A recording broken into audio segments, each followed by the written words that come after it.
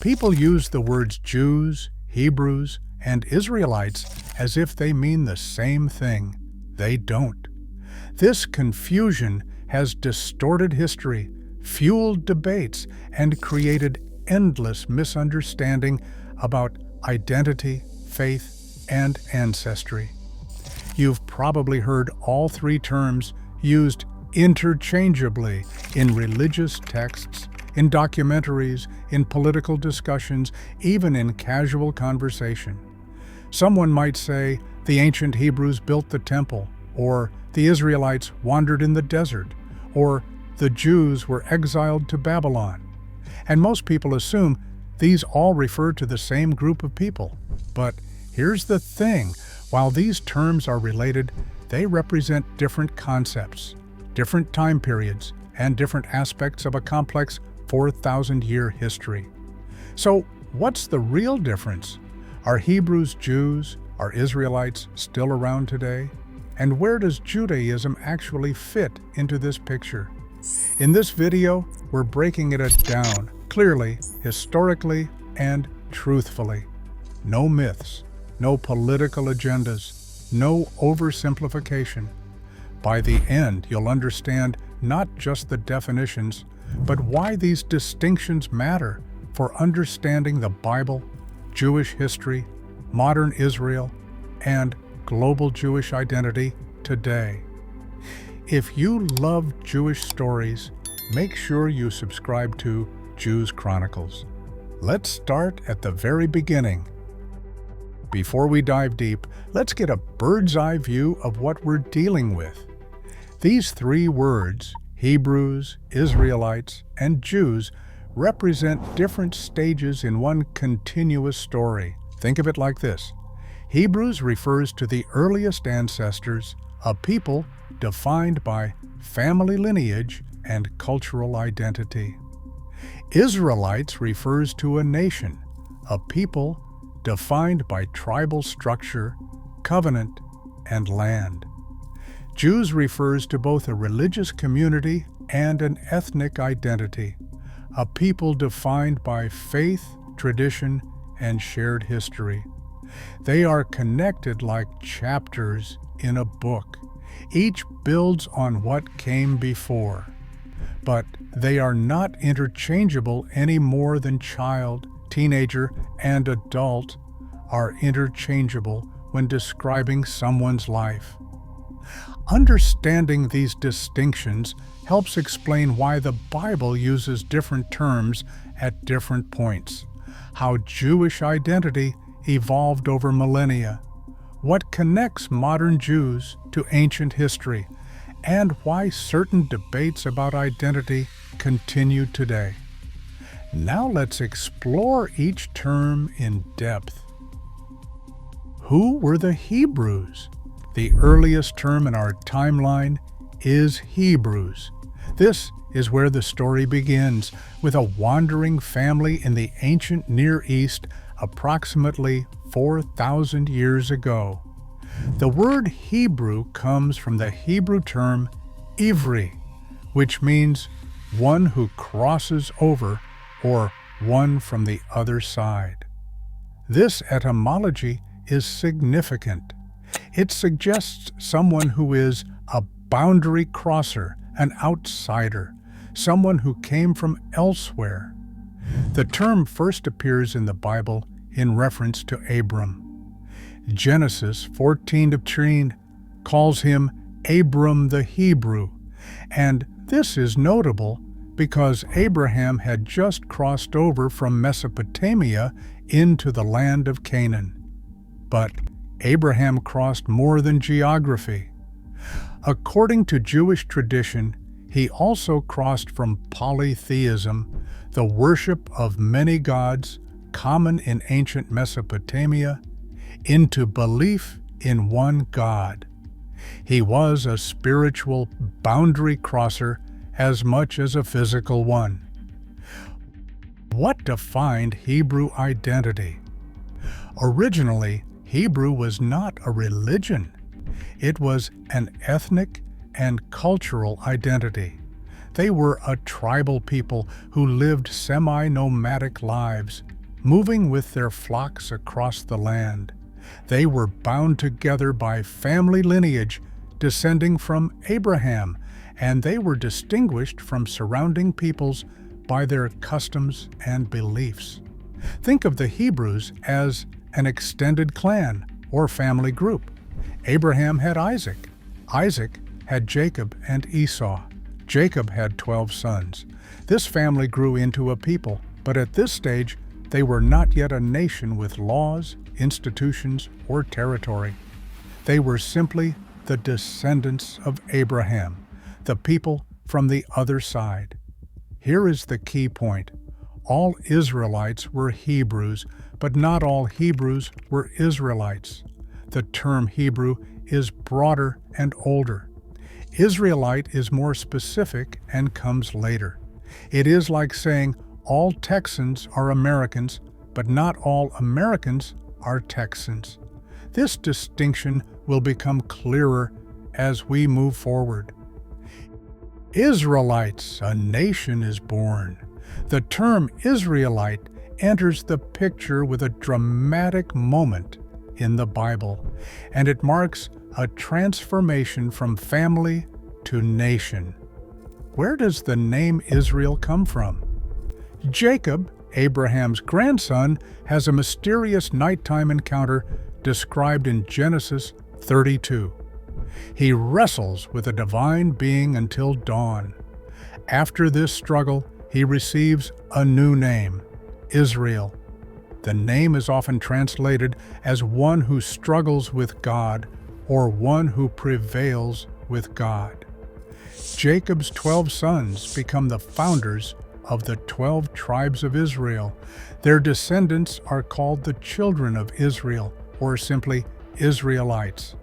This is the moment when a family becomes a people, and a people begins to become a nation.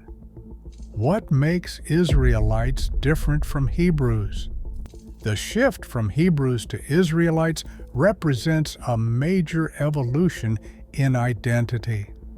While Hebrews were early ancestors, living as a wandering clan with a family-based cultural identity, Israelites became something much more organized. They formed an organized nation with a defined tribal structure. They settled in a specific land rather than wandering. Most importantly, their identity became covenantal, based on a binding agreement with God. The Israelites formed 12 distinct tribes, each with its own territory and leadership. They experienced the Exodus from Egypt, the foundational narrative of liberation. They received the Torah at Mount Sinai, establishing law and covenant. They settled in the land of Israel, which was then called Canaan, and eventually they established a monarchy under King Saul, David, and Solomon. This is when identity becomes national, tied to a specific land and political structure. It becomes legal, governed by divine law, and it becomes covenantal, based on a binding agreement between God and the people. Being an Israelite meant belonging to one of the 12 tribes, living according to the covenant, and identifying with the collective history of the Exodus and Sinai. Key point: Israelite identity is tribal and national, not just ancestral. You weren't just born into a family, you were born into a tribe, a nation, and a covenant relationship with God. Israelites are not all Jews. Here's where most people get confused, and understandably so. If Israelites were the nation descended from Jacob's 12 sons, and Jews are their descendants today, aren't they the same thing? Not exactly. Here's why. The 12 tribes of Israel were Reuben, Simeon, Levi, Judah, Dan, Naphtali, Gad, Asher, Issachar, Zebulun, Joseph, divided into Ephraim and Manasseh and Benjamin. After King Solomon's death around 930 BCE, the United Kingdom split in two. The northern kingdom, which kept the name Israel, contained 10 tribes. The southern kingdom, called Judah, contained primarily the tribes of Judah and Benjamin and the priestly tribe of Levi. In 722 BCE, the Assyrian Empire conquered the northern kingdom and deported its population. These 10 tribes were scattered and assimilated into other peoples. They became known as the Lost Tribes of Israel, and their fate remains one of history's great mysteries.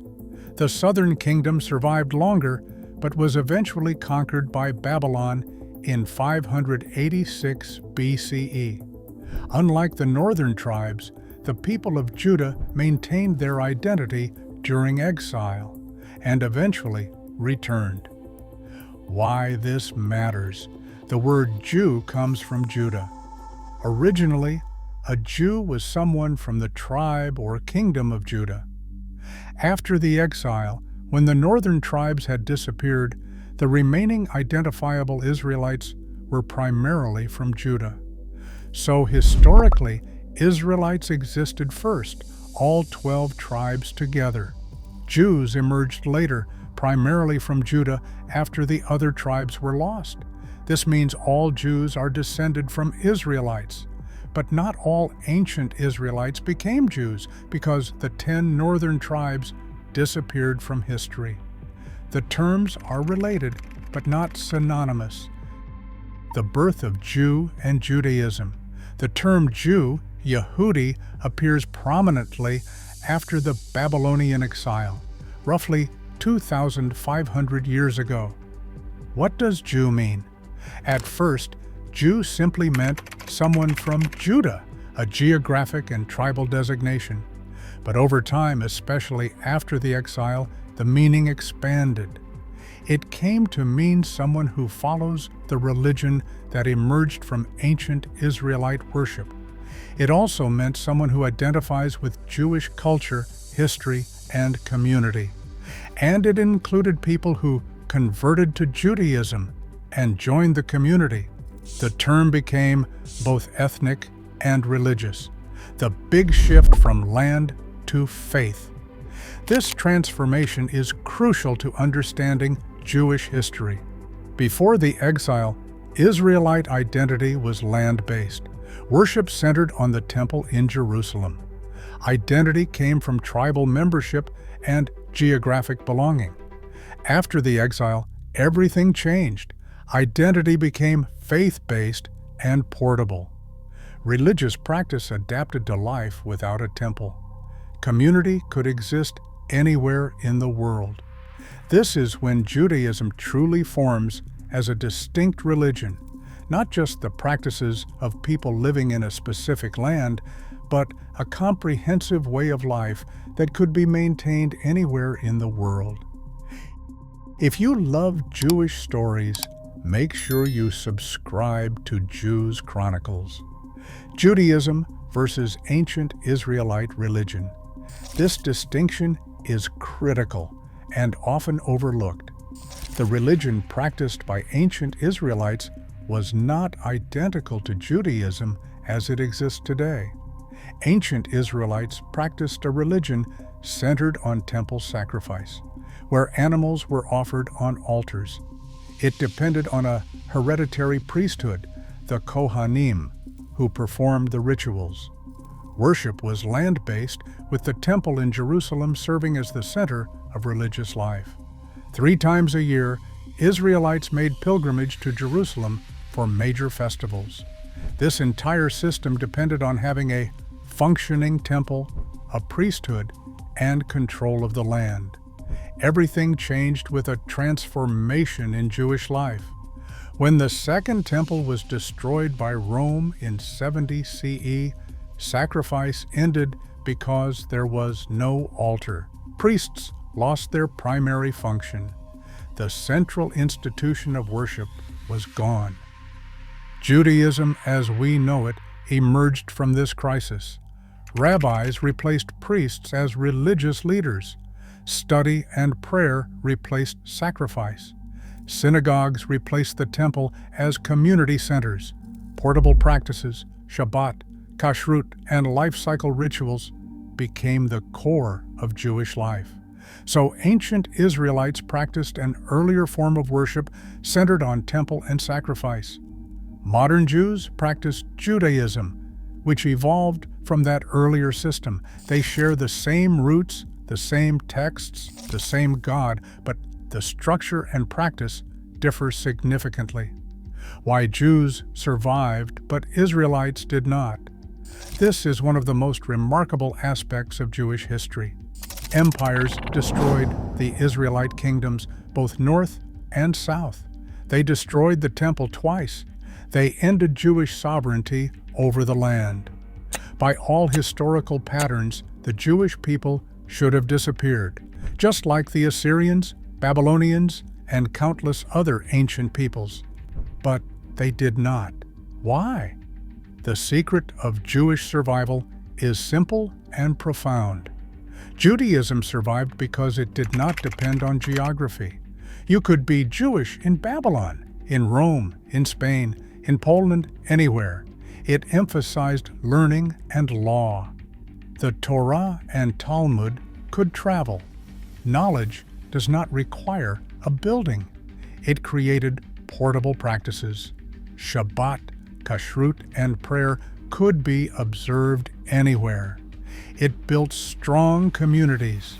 Synagogues and communal structures provided support in exile. And it worked in exile. Judaism was designed or evolved to function without political power or territorial control. The result is clear. The identity Israelite, tied to tribes and land, could not survive the loss of both. But Jew, tied to faith, practice, and community, proved remarkably resilient. Israelites disappeared as a distinct identity. Jews survived as a global people. Modern Jews, who are they really? So who are modern Jews? Modern Jews are descendants of ancient Israelites, primarily from the tribes of Judah, Benjamin, and Levi. They also include converts to Judaism who joined the community over centuries, as well as people who identify with Jewish culture, history, and tradition. Jewish identity today encompasses incredible diversity. Ashkenazi. Jews are descended from communities in Central and Eastern Europe. Sephardi Jews are descended from communities in Spain and Portugal. Mizrahi Jews are descended from communities in the Middle East and North Africa. Ethiopian Jews have ancient roots in Africa. There are also Indian Jews, Chinese Jews, and many other communities around the world. What unites all these communities is not tribal affiliation. Those distinctions largely disappeared millennia ago. What unites them is shared religious tradition through Judaism, shared historical memory, shared texts and practices, and shared identity as part of one people. What about modern Israel? The modern state of Israel, established in 1948, takes its name from ancient history, but it is not a revival of the ancient tribal system. Modern Israel is a nation-state with citizens of many backgrounds, including Jews of all varieties, Muslims, Christians, Druze, and others. The name Israel connects the modern state to ancient history and reflects Jewish longing for return. The state is a modern political entity, not a reconstitution of the 12 tribes. Here is the summary. Hebrews were the earliest ancestors, descendants of Abraham, beginning around 2000 BCE. Israelites were the tribal nation descended from Jacob's 12 sons, flourishing from around 1500 BCE until the Assyrian conquest in 722 BCE scattered the northern tribes. Jews emerged after the Babylonian exile around 500 BCE, comprising descendants of Judah and followers of Judaism. These terms are connected but not identical. Confusing them leads to historical myths, false claims about identity, misunderstanding of biblical texts, and confusion about modern Jewish identity. Understanding the difference brings clarity, not division. It shows how Jewish identity evolved from family to tribe to nation to faith community. It shows how that identity adapted to survive exile, persecution, and dispersion. And it shows how Jews survived when empires fell and other peoples disappeared. The story of Hebrews becoming Israelites becoming Jews is a story of remarkable resilience and transformation, and it continues today. If you love Jewish stories, make sure you subscribe to Jews Chronicles and share this video with someone who needs to see it. Shalom.